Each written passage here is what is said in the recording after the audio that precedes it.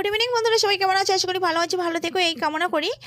শীতকাল মানে তো পিঠার ভিডিওর কথা মনে পড়লে আমার ছোট্টবেলা আমার দাদিমার হাতে সেই চিতল পিঠার কথা প্রচুর মিস করি। সেই চিতল পিঠা তোমাদের আজকে শেয়ার করতে চলে এসেছি। আর সেই পিঠাটা শেয়ার করতে গিয়ে আমার সঙ্গে এমন বড় একটা বিস্ফোরণ হবে আমি বুঝতেই পারিনি। তোমরা দেখতে থাকো, ভিডিওটি শেষ পর্যন্ত অবশ্যই দেখতে পাবে। আমি একটা নারকেল ভেঙে তাতে চিনি, দুধ আর গুড় দিয়ে একটা শিরা বানিয়ে নিলাম। এইদিকে কিছুটা পরিমাণ চালের গুঁড়া দিয়েছি, লবণ পরিমাণ মতো, আর দিয়েছি ভাতের ফ্যান দিলে পিঠাটা একটু ফুলো ফুলো হয়, যেহেতু আমার দাদিমা ওইভাবেই বানাতো।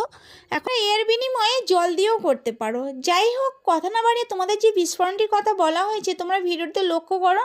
প্রথমে আমি পিঠাটা চুলোর উপরে দিতেই না দিতে খোলাটি বাস্ট হয়ে আমার গায়ের দিকে এসে পড়লো। বিশ্বাস করো, আমি প্রচুর ভয় পেয়ে গেছিলাম। তারপরে আরেকটি খোলা কিনে এনে তারপর পিঠাটি কমপ্লিট করতে হলো। অনেক কষ্টের পর সেই পিঠাটি কমপ্লিট করে তারপর শিরার মধ্যে দিয়ে সারা রাত ভিজিয়ে সকালে তার উপরে গুড় দিয়ে পরিবেশন করলাম ও নিজে